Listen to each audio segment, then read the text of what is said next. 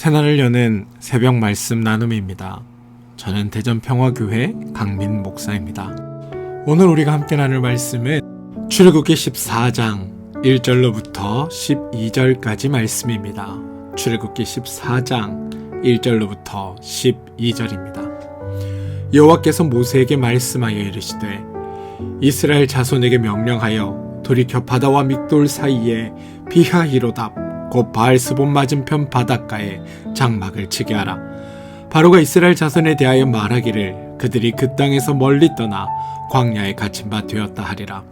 내가 바로의 마음을 완악하게 한즉 바로가 그들의 뒤를 따르리니 내가 그와 그의 온 군대로 말미암아 영광을 얻어 애굽 사람들이 나를 여호와인 줄 알게 하리라 하시매 무리가 그대로 행하니라. 그 백성이 도망한 사실이 애굽 왕에게 알려지매 바로와 그의 신하들이 그 백성에 대하여 마음이 변하여 이르되 우리가 어찌 이같이 하여 이스라엘을 우리를 섬김에서 놓아 보내었는가 하고 바로가 곧 그의 병거를 갖추고 그의 백성을 데리고 갈새 선발된 병거 600대와 애굽의 모든 병거를 동원하니 지휘관들이 다 거느렸더라. 여호와께서 애굽 왕 바로의 마음을 완악하게 하셨으므로 그가 이스라엘 자손의 뒤를 따르니 이스라엘 자손이 담대히 나갔습니다. 애굽 사람들과 바로의 말들, 병거와 그 마병과 그 군대가 그들의 뒤를 따라 바알스본 맞은편 비하이롯 곁 해변 그들이 장막 친 데에 미치니라. 바로가 가까이 올 때에 이스라엘 자손이 눈을 들어 본즉 애굽 사람들이 자기들 뒤에 이른지라.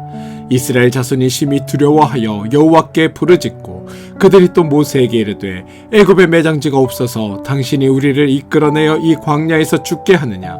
어찌하여 당신이 우리를 애굽에서 이끌어내어 우리에게 이같이 하느냐? 우리가 애굽에서 당신에게 이른 말이 이것이 아니냐? 이르기를 우리를 내버려두라. 우리가 애굽 사람을 섬길 것이라 하지 아니하더냐? 애굽 사람을 섬기는 것이 광야에서 죽는 것보다 낫겠노라. 출애굽기 14장 1절로부터 12절까지 말씀입니다. 말씀해 주시는 하나님의 은혜가 여러분들과 함께 하시기를 소망합니다. 운동 경기를 시청하는 방법에는 두 가지가 있습니다. 하나는 생방송을 보는 것이고 다른 하나는 녹화된 그러니까 결과를 알고 방송을 보는 겁니다. 생방송을 보면 아직 결과가 나오지 않기에 경기 내내 긴장하고 마음을 졸이며 보게 됩니다. 상대방 공격수 행동 하나하나에 가슴을 철렁이다가 중계가 끝나야 결과를 알 수 있고 그 결과에 따라 내 반응이 나타나게 됩니다. 그런데 이미 모든 결과가 난 스포츠를 하이라이트만 본다거나 아니면 녹화된 경기를 보는 경우 다시 말해 이미 내가 어떤 결과를 알고 있는 상태에서 그 경기를 보는 경우엔 사실 마음을 졸이며 경기를 볼 필요는 없습니다. 상대가 아무리 멋있는 돌파를 하고 어떤 결정적인 찬스를 맞이한다고 해도 놀랄 일이 아니기 때문입니다. 상대가 절대로 골을 넣지 못할 것을 다 알고 있기에 결과가 어떤 것인지 알고 있기에 그런 현란한 플레이 가운데 속임을 당하지 않을 수 있다라는 겁니다. 이 차이가 중요한데요. 왜 중요하냐? 결과를 아는 것 그리고 결과를 모르는 것은 상황을 대처하는 자세에 엄청난 차이를 만들어내기 때문입니다. 똑같은 장면을 보고 있어도 결과를 아는 사람은 여유가 있고 결과를 모르는 사람은 결과가 날 때까지 내내 불안에 떨게 됩니다. 이건 단순히 스포츠 경기를 보는 것에 해당하는 것만이 아닙니다. 성경을 이해하고 말씀을 볼 때 반드시 필요한 것 바로 성경이 고백하는 이 모든 역사를 통해 성경이 우리에게 무엇을 말하고자 하는가 이 성경은 우리에게 무엇을 전하고자 하는 큰 그림을 가지고 그것이 어떤 것인지를 알고 말씀을 읽고 해석해야 할 필요가 있다라는 겁니다. 출애굽이라는 사건은 갑자기 우연히 충동적으로 진행된 사건이 아닙니다. 이미 하나님이 아브라함과 언약을 통해 출애굽 사건을 이루시기로 맹세하셨습니다. 단지 애굽에서 나오는 정도가 아니라 가나안에 입성하는 것까지 모두 결정되어 있었습니다.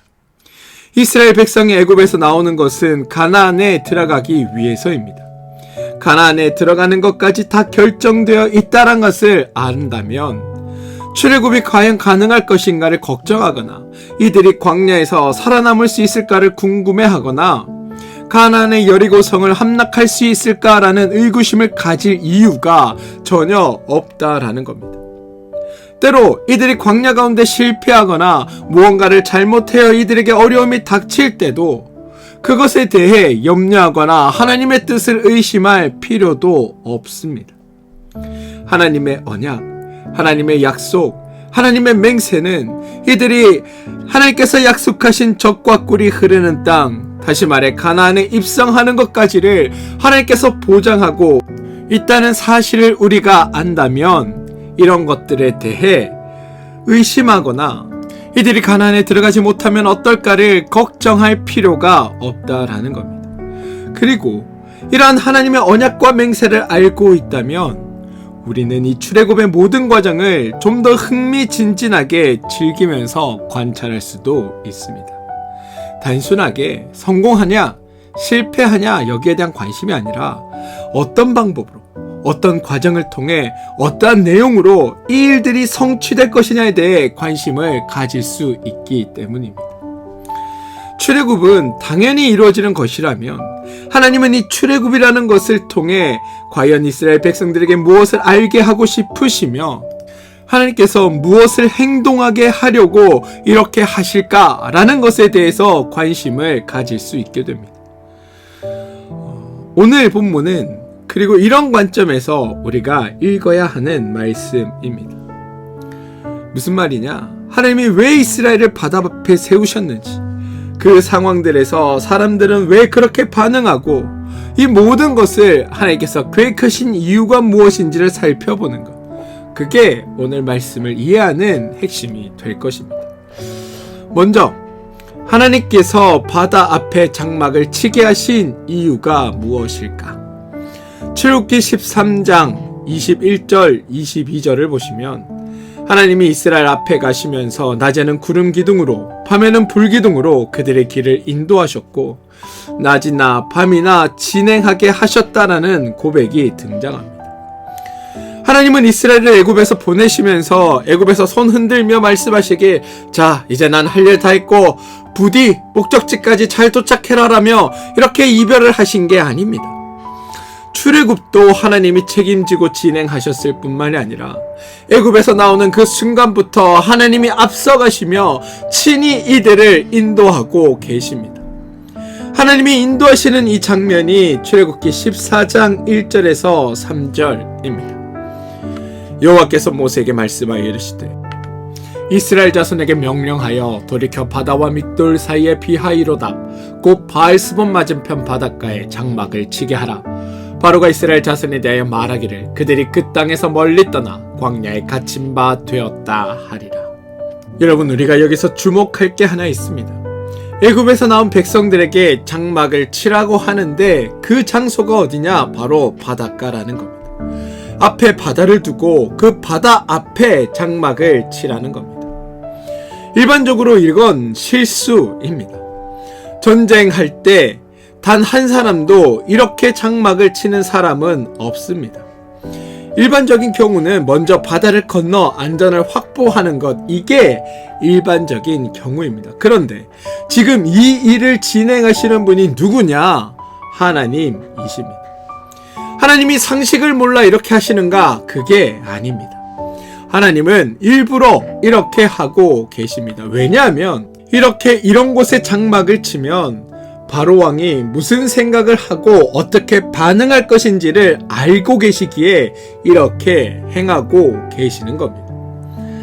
바로는 애굽에서 나갔는데 바다를 건너가 안전을 확보한 것이 아니라 바다 앞에 진을 쳤다면 이들은 오도 가도 못할 것이고, 그렇다면 이들 지금 당장 쳐들어가서 잡아오면 되겠다라고 바로는 생각합니다. 어차피 이스라엘은 군대도 아니고 훈련받은 자들도 아니고 또 앞으로도 나갈 수 있는 상태도 아니라면 바로의 입장에서는 서둘러 이들을 잡아 얼른 애굽 땅으로 돌아가고 싶어 할 것입니다. 그런데 하나님은 그런 바로의 마음과 판단까지도 알고 계시다라는 겁니다. 오늘 성경의 표현으로 하면 광야에 갇힌 바 되리라. 바로가 그렇게 생각할 것을 하나님이 아신다. 하나님은 그것까지도 알고 계시고 그래서 그것을 미리 이들에게 말씀해 주셨습니다. 실제로 하나님의 예상대로 바로가 그렇게 하는가? 그게 5절로부터 7절, 9절에서 확인할 수 있습니다. 그 백성이 도망한 사실이 애굽 왕에게 알려지매 바로와 그의 신하들이 그 백성에 대하여 마음이 변하여 이르되 우리가 어찌 이같이 하여 이스라엘을 우리를 섬김에서 놓아 보내었는가 하고 바로가 곧 그의 병거를 갖추고 그의 백성을 데리고 갈새 선발된 병거 600대와 애굽의 모든 병거를 동원하니 지휘관들을 다 거느렸더라. 애굽 사람들과 바로의 말들, 병거와 그 마병과 그 군대가 그들의 뒤를 따라 바알스본 맞은편 비하이롯 곁 해변 그들이 장막 친 데에 미치니라. 그런데 여러분, 여기서 한 가지 의문이 생기지 않으십니까? 바로는 이미 10가지 재앙을 다 겪었습니다. 나일강이 피로 변했고 개구리가 온 땅을 뒤덮였고 우박이 내렸고 메뚜기가 덮쳤고 장자가 죽는 것까지 모두 경험합니다. 그래서 결국 이스라엘을 보내주었던 겁니다. 그러면 바로는 하나님의 능력을 알았기에 보낸 것이 아닐까요? 하나님을 알기 때문에 이스라엘을 밖으로 보낸 것 아닙니까? 그런데 여러분, 바로가 이스라엘을 보낸 것과 하나님을 아는 것은 전혀 다른 문제라는 것을 아셔야 합니다. 바로가 이스라엘을 보내준 건 하나님이 누구인지를 깨달아서 그분의 뜻에 순복한 게 아닙니다. 단지 재앙이 너무 컸기에 더 이상 버틸 수 없었기에 어쩔 수 없이 보낼 수밖에 없었던 것. 쉽게 말해 이분이 하나님이시구나, 이분의 뜻을 따라야겠다라고 깨달아서 이스라엘 백성을 보냈던 게 아니라 이 피해를 더 이상 감당할 수 없으니 일단 내보내자라는 마음으로 이스라엘 백성을 내보내었다라는 겁니다. 하나님의 능력을 몸으로 체감한 것과 모든 일의 계획자이시고 진행자이신 하나님이 누구인지를 아는 것은 완전히 다른 차원의 이야기라는 것. 이 사실을 여러분들이 알게 되길 바랍니다. 그 증거가 이스라엘을 보내놓고 곧바로 마음이 변한 겁니다. 5절에 바로와 그의 신하들이 그 백성에 대하여 마음이 변하여 이르기를 우리가 어찌 이같이 하여 이스라엘을 우리 섬김에서 놓아 보내었는가 라고 말합니다. 바로가 정말 하나님을 알았다면, 이 모든 일을 계획하고 진행하시는 분이 하나님이시다라는 것을 알았다면 보내놓고 다시 쫓아가는 행동은 할 수 없었을 겁니다. 10가지 재앙을 통해 하나님이 얼마나 강한 분인지를 뼈저리게 체험했지만 그 재앙을 행하시는 분이 모든 것을 미리 계획하시고 결과까지 다 정해놓으신 하나님이시라는 것, 여기까지는 바로도 몰랐던 겁니다. 그래서 재앙이라는 즉각적인 압박이 사라지자마자 곧바로 그의 원래 판단에 따라 행하게 된 것. 그게 이스라엘 백성을 쫓아 나오게 된 것입니다. 근데 여러분, 이런 바로의 행동은 사실 지휘관으로서, 한 나라의 왕으로서 마땅히 매우 지혜로운 판단이었습니다.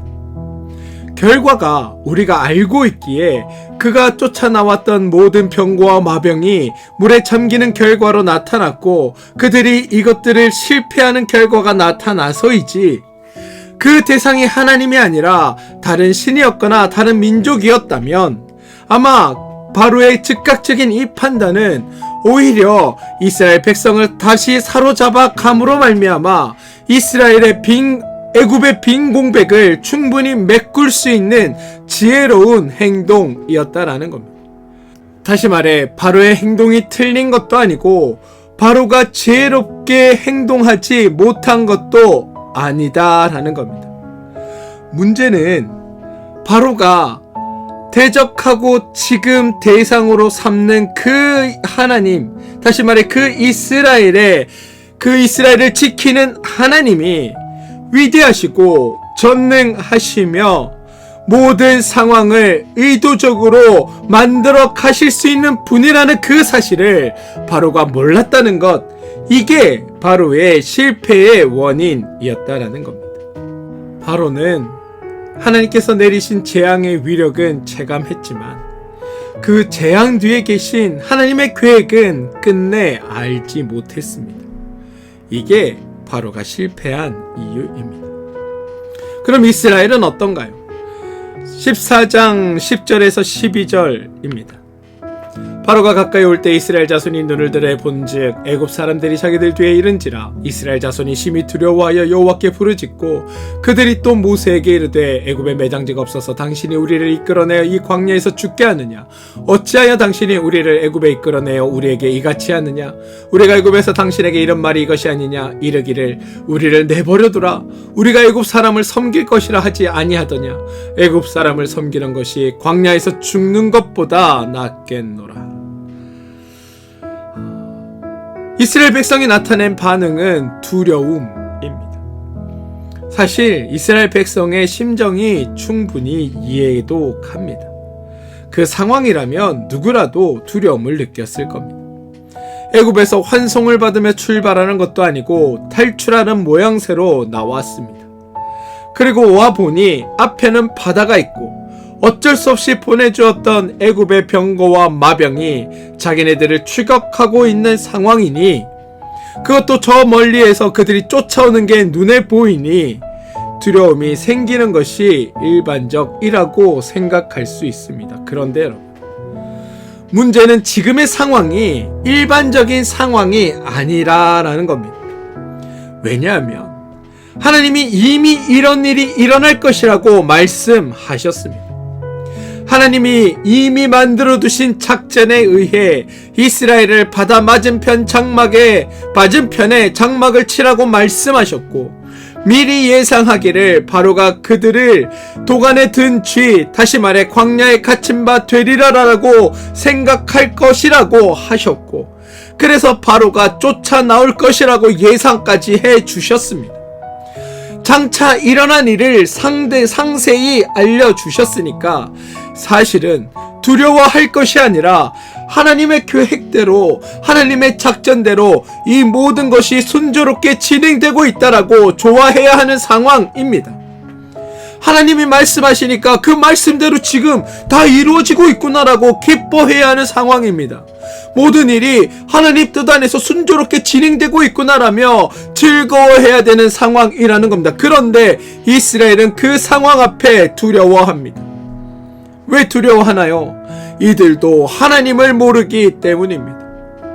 그들 앞에 놓여있는 상황만 눈에 보이고, 그들 앞에 놓여있는 그 문제점만 눈에 보이고, 그들 앞에 놓여있는 현상만 눈에 보이고, 그 뒤에 역사하시고 이 모든 것들을 이끌고 계획하시는 하나님의 그 위대하심과 하나님의 그 계획하심과 이루심을 그들도 몰랐기에 눈앞에 보이는 것 앞에 두려움 가운데 사로잡혀 있게 되는 겁니다.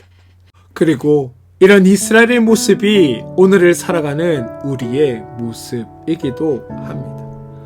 하나님께서 우리를 복되게 하시겠다. 하나님께서 너희를 아름답게 하겠다. 하나님께서 너희에게 하나님의 그 은혜와 사랑으로 충만케 하겠다. 이미 우리 가운데 복된 삶을 약속하셨는데 우리는 눈앞에 보이는 상황에 사로잡혀 하나님의 그 약속은 잊어버린 채 염려와 근심과 걱정과 두려움으로 오늘 하루를 보내고, 그것 때문에 잠 못 들고 하나님 어디 있냐고 부르짖는 게 우리의 모습 아니냐라는 겁니다.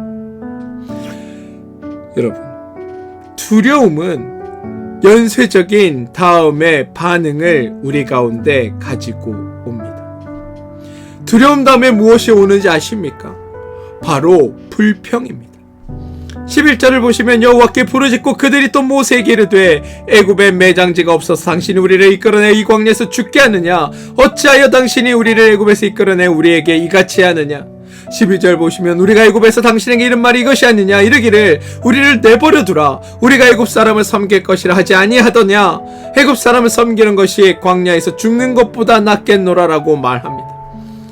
불평은 여러분 정당한 주장이 아닙니다. 합당한 이야기가 아니라 억지 소리입니다. 만약 닥친 일이 예상하지 못한 일이고 난감한 상황이면 어떡하냐 하고 고민하고 그 다음에 그 상황을 정리해볼 어떤 구상이나 대책을 간구해야 합니다.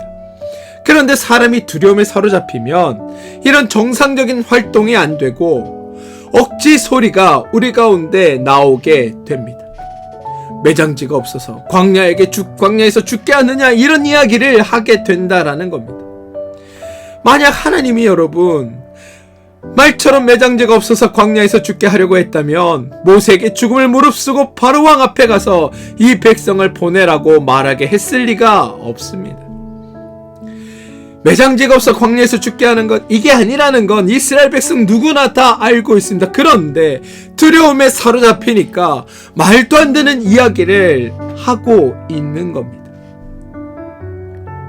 이런 일이 생기는 이유가 무엇일까요?